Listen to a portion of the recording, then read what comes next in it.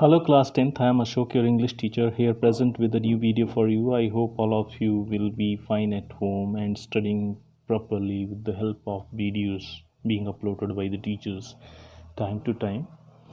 Today I will discuss third chapter of the book, Two Stories About Flying. There are two stories in this chapter, so today I will take the first one, that is His First Flight, written by Liam O'Flaherty.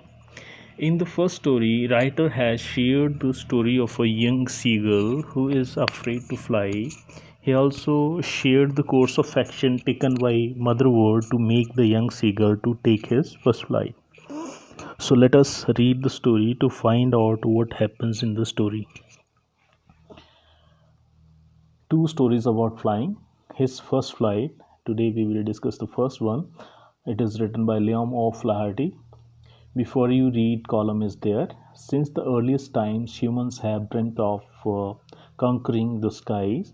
Here are two stories about flying. So, humans have always dreamt of conquering the sky.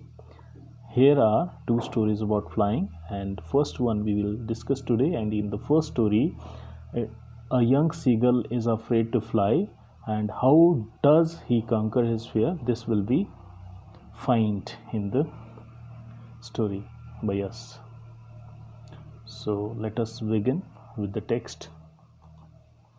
His first flight, this is the title. The young seagull was alone on his ledge. Ledge means a narrow horizontal shelf projecting from a wall or a cliff. Seagull is a common sea word with long wings. His two brothers and sisters had already flown away the day before. He had been afraid to fly with them. Somehow, when he had taken a little run forward to the brink means edge, and attempted to flap his wings, he became afraid. The great expanse of sea, expanse means extent, stretched down beneath, and it was such a long way down, miles down, he felt certain that his wings would never support him. So he bent his head and ran away back to the little hole under the ledge where he slept at night. Even when each of his brothers and his little sister, whose wings were far shorter than his own, ran to the brink, flapped their wings, and flew away, he failed to muster up courage to take that plunge which appeared to him so desperate. His father and mother had come around. Muster up means to assemble. Plunge means to jump. Desperate means hopeless. So these were difficult words here in this part of the text. Now I will explain what was there in this part. The young seagull was alone at his ledge. His two brothers and sisters had already flown away the previous day. The reason of his not flying with them was that he had no confidence to fly, as he was afraid of falling in the sea. He tried to flap his wings near the corner of the ledge, but could not muster the courage. When he saw expanse of sea stretched down beneath, the distance from ledge to sea was quite long. He felt that he would surely fall in the sea, as his wings would never support him. So he got back inside the hole where he slept at night on the ledge. His brothers and little sister, whose wings were far shorter than his own, even they ran to the corner of the ledge, flapped their wings, and flew away. The only reason of his not flying with them was he could not get courage to plunge, as it, according to him, was a very difficult work. His father and mother regularly hovered around him to encourage him, but he could not muster the courage to fly. This was there in this part of the text. Now see the next part. Calling to him shrilly, upbraiding. Upbraiding means scolding. Shrilly means loud voice. Threatening to him, starve on his ledge unless he flew away. But for the life of him he could not move. That was 24 hours ago. Since then, nobody had come near him. The day before, all day long, he had watched his parents flying about with his brothers and sisters, perfecting them in the art of flight, teaching them how to skim the waves. Skim means to move lightly just above a surface. Here, the sea. The waves and how to dive for fish. He had in fact seen his older brother catch his first herring. Herring is a kind of fish, a soft finned sea fish,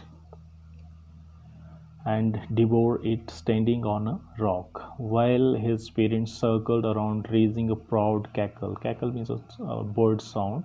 And all the morning the whole family had walked about on the big plateau, midway down the opposite cliff, taunting him with his cowardice. The sun was now ascending. Ascending means growing. The sky blazing means burning on his ledge that faced the south. He felt the heat because he had not even eaten since the previous nightfall. He stepped slowly out to the brink of the ledge, and standing on one leg with the other leg hidden under his wing, he closed one eye, then the other. So his mother and father were calling him with shrill voice. They were scolding and threatening him by saying that he will not fly if he would not take the first flight, and he would starve there on the ledge without food. More than 24 hours had been gone. Since 24 hours, nobody had come near him to supply food for him. On the previous day, he had watched his parents flying with his brothers and sisters, perfecting them in the art of flying and skimming and diving for the fish. He had also seen his older brother catching his first herring and eat it in a hurry. At this act of his older brother, father and mother were happy. They made proud cackle at that time. All members of his family were taunting him from the big plateau on the opposite cliff for his cowardice.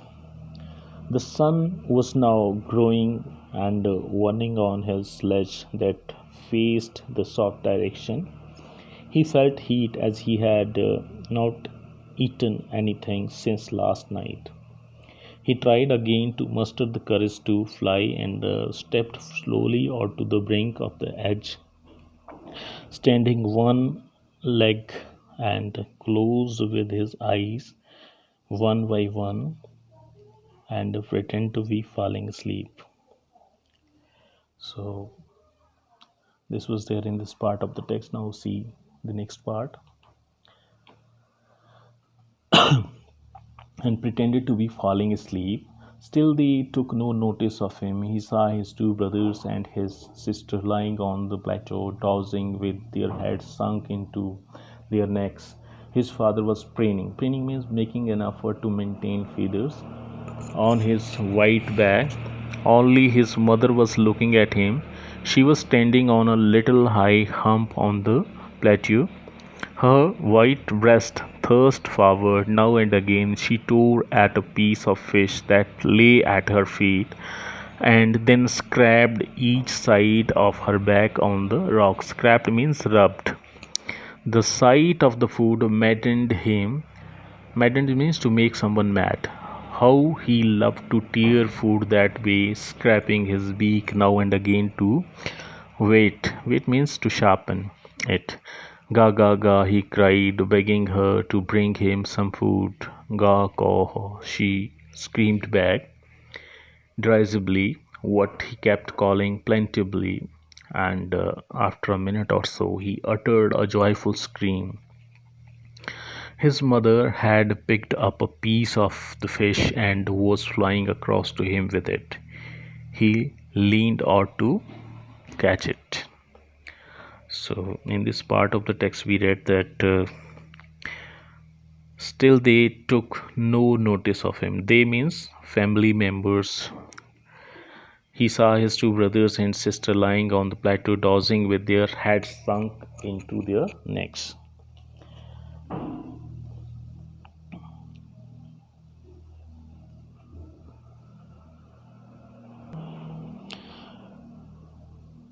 He also saw his father, who was maintaining his feathers on his white back. His mother was looking at him only. She was standing on high hump on the plateau. She was tearing at a piece of fish that was laid at her feet, and then rubbed her back on the rock. When the seagull saw food, it maddened him. He also wanted to tear food like his mother. Now he made sound like ga ga ga to give signal to his mother that he wanted to have some food. In response, the mother make a sound like growls derisively to make him understand that he was a stupid. What he kept making sound sadly, and after a minute or so, he make a joyful scream because he saw his mother picking up a piece of the fish and flying towards him. He came out from the hole to the brink of the ledge eagerly. So, this was there in this part of the text. Now, see the next part. Tapping the rock with his feet, trying to get nearer to her as she flew across. What when she was just opposite to him, she halted. Halted means stopped. Her wings motionless. Motionless means without motion. The piece of fish in her beak, almost within reach of his beak. He waited a moment in surprise, wondering why she did not come nearer, and then, maddened by hunger, he dived at the fish. With a loud scream, he fell outwards and downwards into space. Space means sky. Then a monstrous terror seized him, and his heart stood still. He could hear nothing, but it only lasted a minute. The next moment, he felt his wings spread outwards. The wind rushed against his breast feathers, then under his stomach and against his wings. He could feel the tips of his wings cutting through the air. He was not falling headlong now.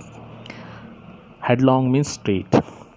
He was soaring. Soaring means flying gradually downwards and outwards. So, in this part of the text, we read that the young seagull started to tap the rock with his feet with excitement. He was trying to get nearer to her as she was flying across towards him. But when she was about to reach near him, she stopped and let her wings motionless. The piece of fish was quite near from Seagull's beak. He waited for a moment in surprise that why his mother was not coming near to him. Then, maddened because of acute hunger, he dived at the fish to catch it. With a cry, he fell outwards and downwards into the sky. A great terror of falling down seized him, and he felt that his heart was not working. He could hear nothing, but this condition lasted a minute only. The next moment, he felt his wings spread outwards automatically. The wind rushed against his breast feathers and stomach, and then against his wings. Now he could feel the tips of his wings cutting through the air. He was flying. Now he was not getting down straight. He started to fly downwards and outwards. So this was there in this part of the text. Now see the next part. His parents and his brothers and sisters had landed on his this green flooring. Flooring means surface ahead of him. Then they were beckoning him, calling shrilly. He dropped his legs to stand on the green sea. His legs sank into it. He screamed with fright and attempted to rise again, flapping his wings. But he was tired and weak with hunger, and he could not rise. Exhausted by the strange exercise, his feet sank into the green sea, and then his belly touched it, and he sank no farther. He was floating on it, and around him his family was screaming, praising him, and their beaks were offering him scraps of dogfish. He had made his first flight. So, in this part of the text, we read that all his family members landed on the green surface of the sea ahead of him. They were calling him in a shrill voice to motivate him. He now dropped his legs to stand on the green surface of the sea. His legs went inside the water. He screamed with fear and attempted to rise again, flapping his wings. But he could not fly again, as hunger had made him too weak to fly regularly for a long period of time. So he exhausted by this strong exercise of flying for the first time. His feet sank into the water of sea, but he stopped sinking when his belly touched the surface. He was floating on it now instead of sinking, and he found around him all family members screaming with joy, praising him and offering him parts of dogfish. Dogfish means small sharks, and in this way he made his first flight. So in this story we read that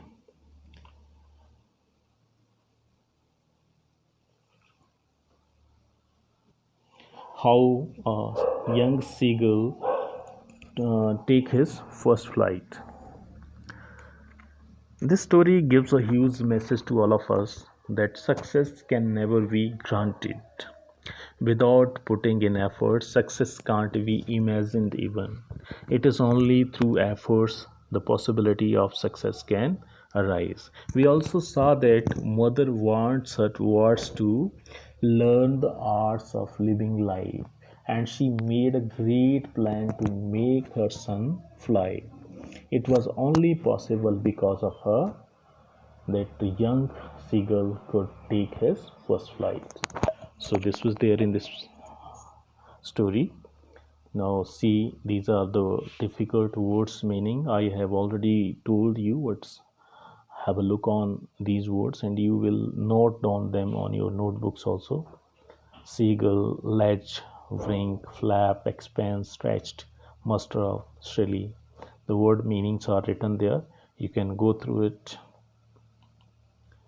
In the same way, desperate, upbraiding, perfecting, skim, herring, plateau, taunting, gorgeous, ascending, all words meanings are given there.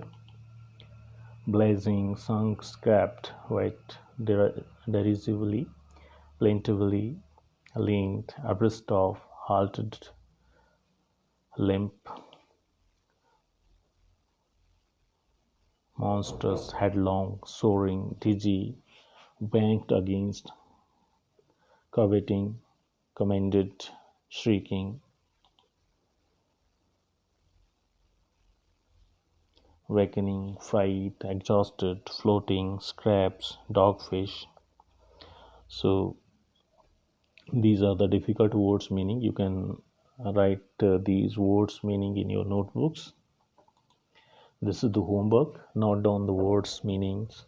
Write the summary of the story in your own words. Write the answers of textual questions as per your understanding of the story. So this is the homework. That's all for today. Thank you. Have a nice day.